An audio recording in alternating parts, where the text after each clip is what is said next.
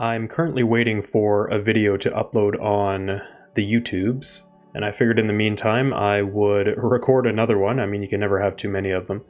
There's been a couple updates to Apple's newsroom here, just sort of want to explore around. And frankly, I'm kind of procrastinating working on potentially more important stuff, depending on how you look at it. I do need to go outside and shovel the snow. Interestingly, when I went downstairs a while ago, I looked outside to see how much snow I would have to shovel on my driveway.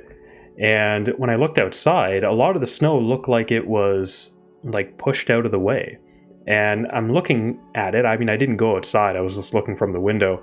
And it looks like somebody blowed the driveway or part of the driveway. Very strange. Nobody on my street, or at least nobody who lives close to me, has a snowblower. So I don't know who would have come over and snowblowed the street. It's a bit odd. There are a couple businesses in the area that go to people's homes and they will remove the snow for them if they've paid for that service. And I'm almost wondering if they came down our street and they thought my house was one of the ones that had paid to get the snow removed. So that's kind of funny. I'm not sure what happened there, but too bad, because I mean, if somebody did mistake my house for one of the homes that are paying for this service to remove the snow on their driveway, I wish it would have happened last week during that big snowstorm across Ontario. So I mean, that was brutal. I was out there for 2 to 3 hours shoveling snow, but I still have to go out though. I mean, it's not all done. I will have to go out regardless. Get the back porch shoveled and all the rest. Anyways, yeah, so last time I took a look at Apple's newsroom to see what sort of updates were coming out for all things Apple related. And the Creator Studio, we already made a video about that. There seems to be a lot of noise around this announcement. I said in my video that, I mean, for me, it's neither here nor there. I'm not going to be getting this subscription. I already have the two applications that I use, which is Pixelmator and Final Cut. It seems like a lot of noise is around the app icons, which I guess a lot of people think don't look good. I don't know. I don't feel very strongly about them. I'm happy that they're consistent, but beyond that, I don't feel very strongly about it either way. Anyways, I see that there is an announcement here that Civilization is coming to Apple Arcade on February 5th. But before we go into that, I want to take a look at this one here. 2025 marked a record-breaking year for Apple services. I see they've already adopted Apple TV and have removed the plus from that branding, which is going to be, in my opinion, very confusing because Apple TV is now both a product and a service. Very confusing. Apple News is one of those services I have never used, and I don't quite understand it. I mean, there's so much free news online. I'm not sure why you would ever need to subscribe to news, but, to each their own. Apple TV eclipsed all prior viewership records in December 2025. Yep. So the Apple original film, F1 the movie, became available to stream globally on Apple TV, or for Apple TV subscribers on December 12th.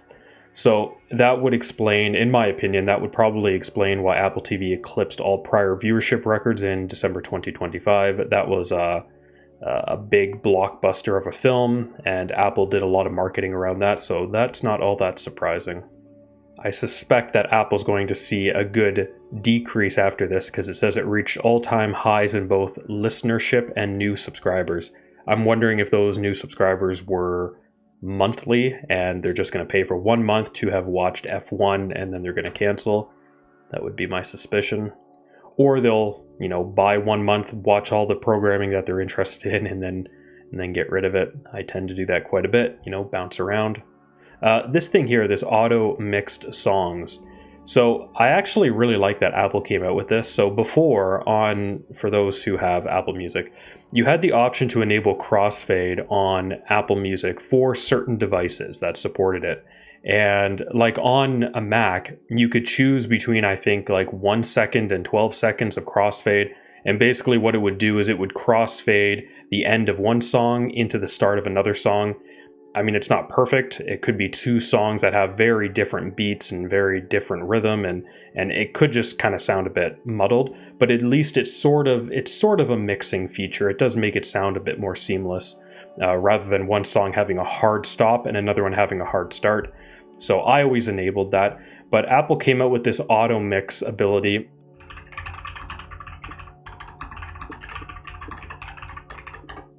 So unlike standard crossfading, which simply overlaps volume, auto mix uses machine learning to match the beats and tempos for a professional grade mix. So I've noticed this between certain songs. It's very noticeable, and it's quite neat. Like when it works well, it works really well.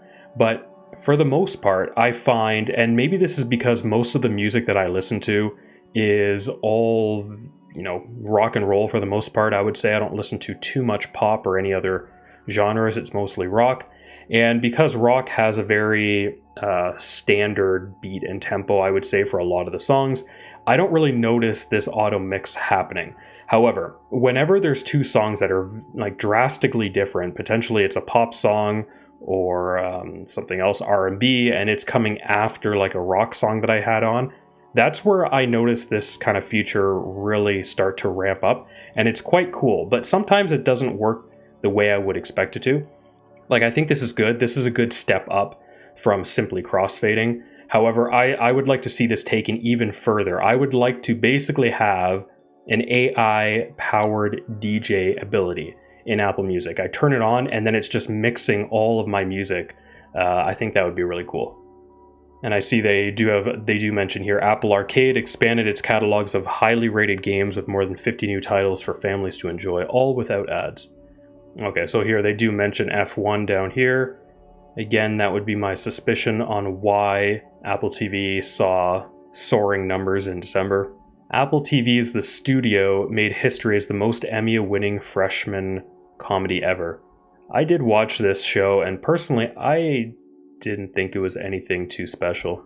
However, I'm not a big comedy person. Beginning in March, Apple's partnership with Formula One will bring every race exclusively to Apple TV. This is a really smart partnership. I mean, they come out with a movie called F1. It has an amazing release, an amazing launch. Everyone seems to really enjoy it. It has great ratings.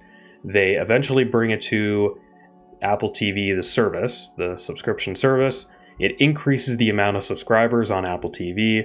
And then Apple takes this even further and says, also, we're announcing this partnership with Formula One. You can now watch, or you can soon watch, every F1 race exclusively on Apple TV. I mean, Apple's really getting people excited for F1 with that movie. And then they come out with this, don't get rid of your subscription yet, because we're going to be bringing every Formula One race exclusively to Apple TV beginning in March. Like, I mean, this is the way that you hold on to your viewers, right? Your subscribers.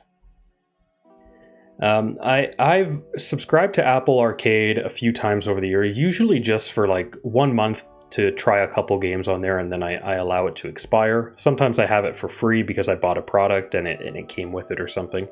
When Apple Arcade first came out, I think most of the games on there were, very, very, very mobile-esque. And that's fine. For the people who buy a lot of games on the App Store for their iPhone or iPad, they want mobile games for the most part, right? They're mobile gamers. So having our Apple Arcade filled with mobile-like games is great. However, I mean, personally, I would like to see Apple Arcade fill with some bigger titles, some like AA and AAA titles, like bring one of the Resident Evils in there for a little while. That'd be pretty cool. But I will say that over the years, it seems like Apple Arcade is getting games that are a bit more substantial, like SpongeBob Patty Pursuit and My Sims and Cult of the Lamb. Like, these are all, I would say, bigger games than just your typical kind of mobile addictive title. So I think that's good. But in my opinion, this has a long way to go to bring in more gamers like myself. I would like to see more console quality titles come to it. Let's just go back, check out this announcement about Civilization. I've never played, at least I can't remember, I don't believe that I have ever played a Civilization game. So this is popular PC franchise. Civilization comes to Apple Arcade on February 5th. And it's an arcade edition. And usually what that means, whenever a game gets ported or brought into the Apple Arcade subscription, and they say it's an arcade edition, usually what that means is that it's like a slimmed down version of the full game. Now, I'm not saying that's necessarily what it is, but usually that's what that means. So, build the greatest empire the world has ever known. On February 5th, the award-winning strategy franchise by legendary game designer comes to Apple Arcade with the launch of Sid Meier's Civilization 7 Arcade Edition. Players can now take this AAA PC gaming experience on the go as it's playable across iPhone, iPad, and Mac. Yeah, so Civilization, I'm not all that interested in. It is a AAA PC game, apparently. I don't know, it's a strategy game, I believe, and personally I prefer fast action games, but Cult of the Lamb is interesting. I would not mind trying this on my Mac. It is available on Mac at some point. I don't know much about this game, but clearly it's a fast-paced action game of some sort with isometric style. So we do see some love coming to the Apple Arcade subscription. I mean, they've been doing that for a while. It just seems like a slow go. And there never seems to be any big games that really catch my attention, certainly not often. This is some Canadian news. The new Apple St. Catherine. This is probably pronounced in French somehow. St. Catherine? I don't know. I'm part French, and yet I don't speak French.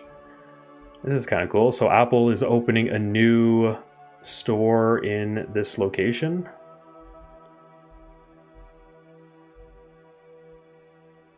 This guy's wearing a Canada Goose jacket, which is probably $1,000 jacket. So that makes sense. These are some well-off consumers here. This is actually interesting news as well. Maybe we'll take a look at that quickly before ending this. Siri powered by Gemini. Now playing Gemini by Astral Perfection. Hey Siri, stop. Okay. Okay, let's take a look at one of these. Blog.google. What's that? Apple and Google have entered into a multi-year collaboration under which the next generation of Apple Foundation models will be based on Google's Gemini models and cloud technology, including a more personalized Siri coming this year. It's about bloody time. I'm a bit surprised that Apple went with Google instead of OpenAI. Apple was already sort of working with OpenAI on various projects, so I am a bit surprised. Let's take a look at one of these articles here. Apple picks Google's Gemini to run AI-powered Siri coming this year.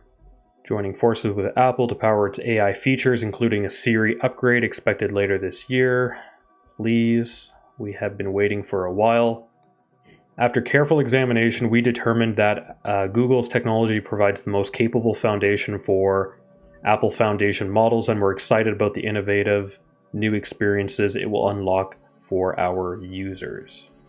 Bloomberg reported that Apple was planning to pay about $1 billion a year to use Google AI. That's a hefty sum.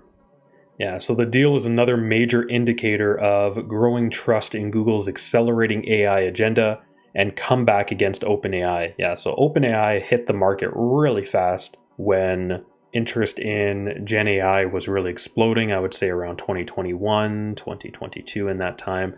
And OpenAI had a huge early start, I would say, against these other companies. And that's one of the reasons a lot of people maybe wonder, like, why is Apple so behind when it comes to AI versus OpenAI or Google or Amazon or Microsoft? Why is Apple so far behind when they are often known as the innovators? And I mean, there's probably 1,000 different reasons, but one of the big reasons I feel, anyways, I don't have any proof to back this up. I have a feeling this had a big part to play. Apple has become this company that is very introspective. They like to take a lot of time to think through new technologies, especially as they relate to security and privacy. Apple likes all of their stuff being highly secure and highly private. That's part of their ethos at their company. And AI presents a lot of risks. And I think Apple was interested in adopting AI technologies really early on, just like all these other companies, but because of concerns like security and privacy, Apple was probably taking their time, really thinking about how can we implement this best on our platform and still ensure the security and privacy of our users. And unfortunately, AI development was happening so bloody quick. It was advancing so fast that Apple taking the time to think this through put them almost like years behind in the development of AI. And I think that's why they've struggled so much to catch up. I believe that they have been working on their own AI, like LLMs, internally, but there's absolutely no way that they're going to be able to catch up to OpenAI or Google or Microsoft at this point. It's way too late. In order to offer a product or a service that can compete with something like ChatGPT, the only thing Apple can do is to leverage somebody else's models. That's all they can do, because Apple's own models they're nowhere even close. Now, kind of a question in the back of my mind is, if Apple is going to leverage Google's models, is Apple still going to be working on their own models behind the scenes? Is the idea that eventually they will switch to their own models at some point? And that kind of reminds me, going back to the very beginning of iPhone. So originally when the iPhone came out, Apple had Google Maps as an application. I believe it was an application on the iPhone until when? I don't know, was it like iPhone 6 or something? I can't remember.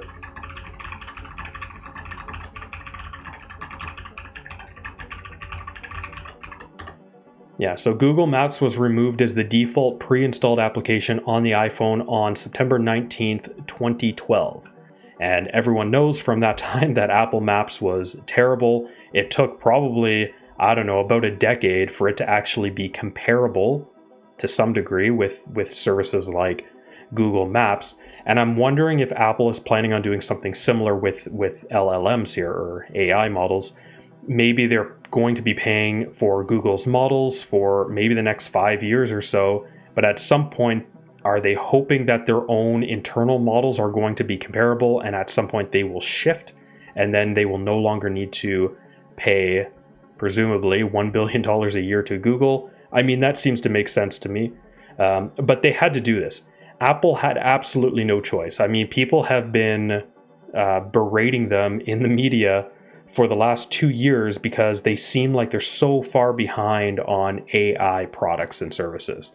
And they had to absolutely do something. And this is it. This is the answer, right? If they're not going to come out with AI services that are comparable to their competitors, then the only thing they can do is to pay one of their competitors to use their models, right? They really had no option at this point.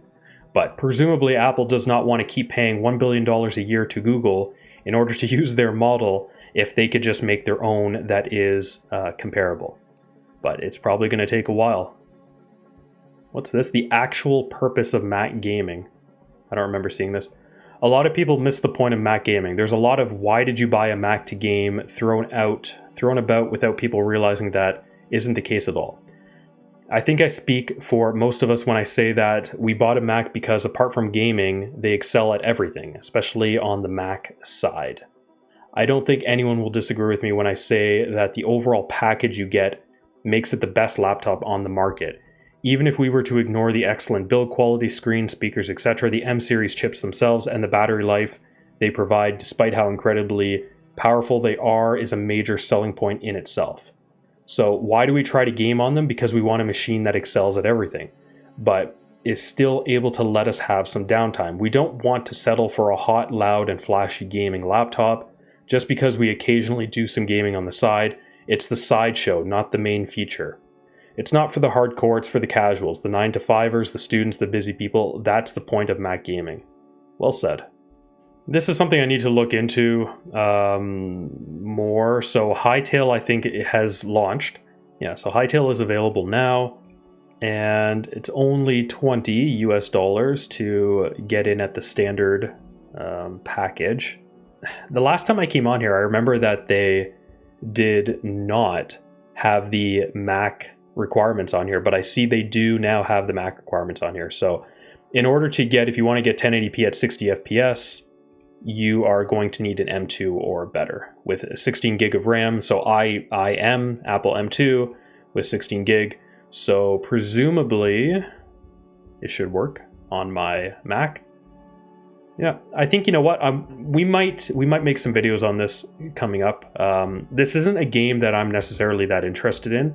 I'm not someone who likes to sort of like make their own adventure or to build stuff in a game. I'm not someone who plays Minecraft, but I think that this game has a very interesting story. I did do a video on this already, but it has a very interesting story and history, and the developers seem like amazing people. They're actually Canadian, I believe.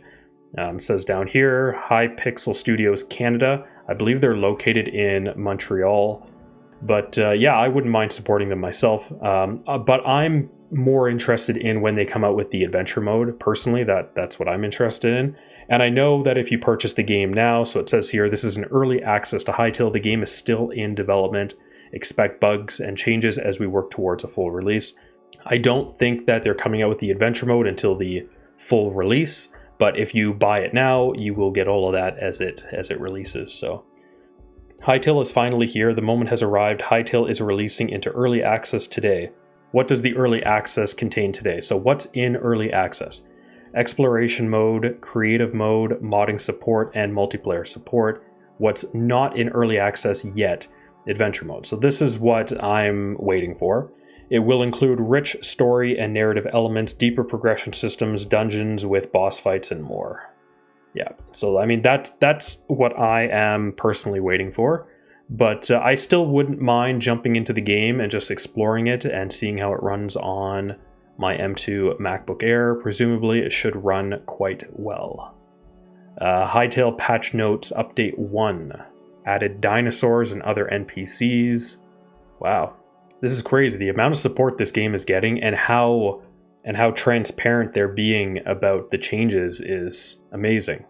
Looks like the devs are hard at work. Yep. So you know what? Expect some videos on this. We'll make some coming up. I'll buy the. I'm just gonna buy the base game here, the standard, and we'll install it and we'll see how it goes. So yeah, you know what? We're going to stop the video here. Again, just wanted to explore around, see some of what's happening in the world of Apple and the world of gaming on Apple specifically. So seems to be a lot of excitement, especially with a game like Hytale coming out. Seems to be a big one. But anyways, that's it for this video. I'll see you in the next one. See you later.